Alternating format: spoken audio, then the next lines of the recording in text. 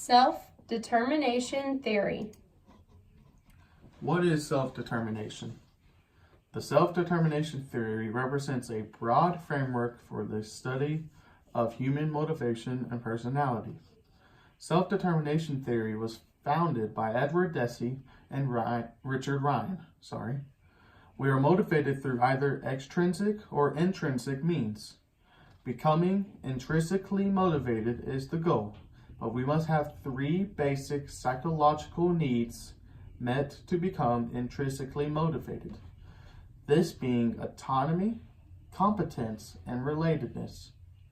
Scientists call these the three nutrients of intrinsic motivation. Here is a video to explain further in depth the self-determination theory. Another important part of the coaching process is understanding how to motivate individuals. Self-determination theory provides a framework to developing such motivation.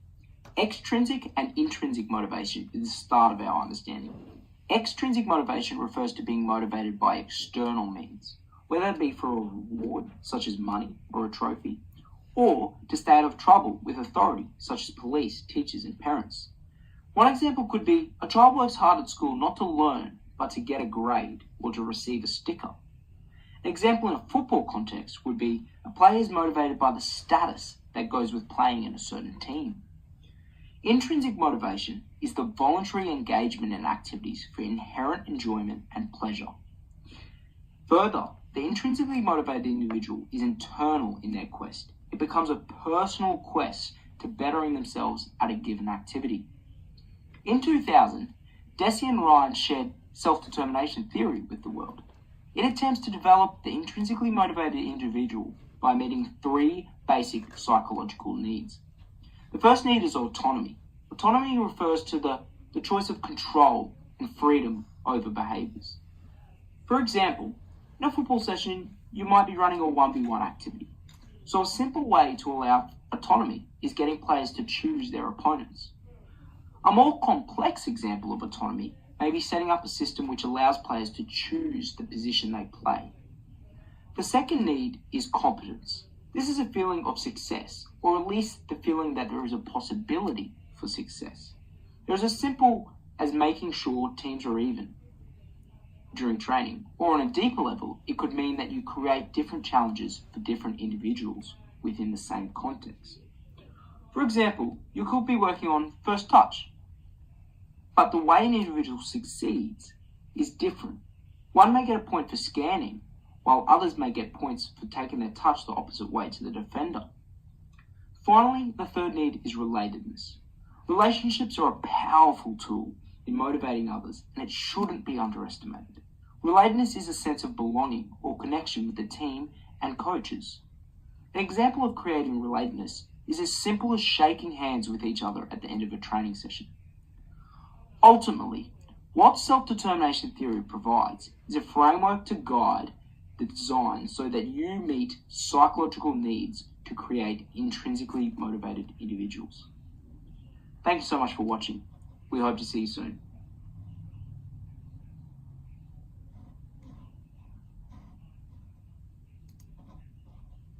How does self-determination affect students in education? Numerous studies have found that students who are more involved in setting educational goals are more likely to reach their goals.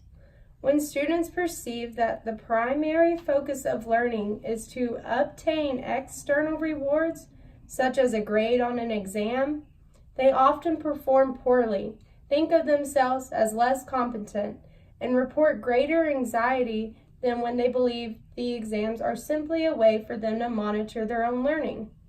Some studies have found that the use of external rewards decreased motivation for a task for which the student initially was motivated.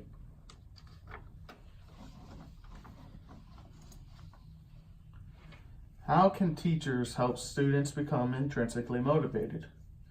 Teachers can use instructional activities in areas such as increasing self-awareness, improving decision-making, goal setting, and goal attainment skills, enhancing communication and relationship skills, and developing the ability to celebrate success and learn from reflecting on experiences led to increase student self-determination.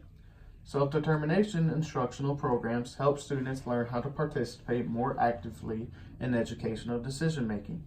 By helping them become familiar with the educational planning process, assisting them to identify information they would like to share at educational planning meetings, and supporting students to develop skills to effectively communicate their needs and wants.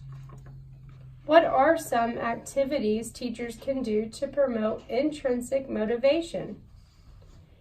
Activities used in self-determination instructional programs include reflecting on daydreams to help students decide what is important to them, teaching students how to set goals that are important to them, and then, with the support of peers, family members, and teachers, taking steps to achieve those goals. Teachers can share their story with their students. Teachers can incorporate the student in the learning experience. Spark curiosity in the subject matter.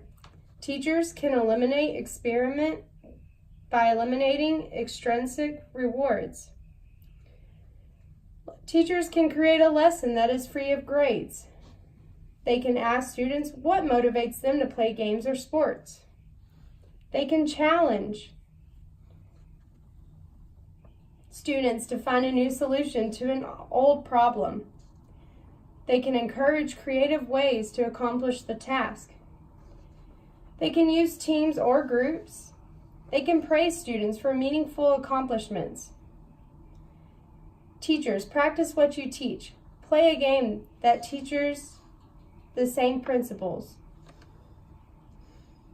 Providing these contextual supports and opportunities for students, such as coaching for problem solving and offering opportunities for choice, are also critical elements that lead to meeting needs for competence, autonomy, and relatedness, and thus increasing student self-determination. Why is the self-determination theory important in education? Students are much more likely to learn and succeed in school when they are intrinsically motivated by their need for competence than when they are extrinsically motivated by teachers, parents, or the grading system. The ability to be intrinsically motivated plays an important role in psychological health and well-being. For specificality, focus on enhancing and encouraging their self-awareness and self-knowledge, goal-setting ability, problem-solving skills, decision-making skills, ability to self-advocate, ability to create action plans to achieve their goals, self-regulation, and self-management skills. Self-determination also is doubtfully important for children in special education and those with disabilities. These students are often struggling with meeting their need for autonomy, as many decisions are made for them and they may not have the physical or intellectual ability to be truly autonomous.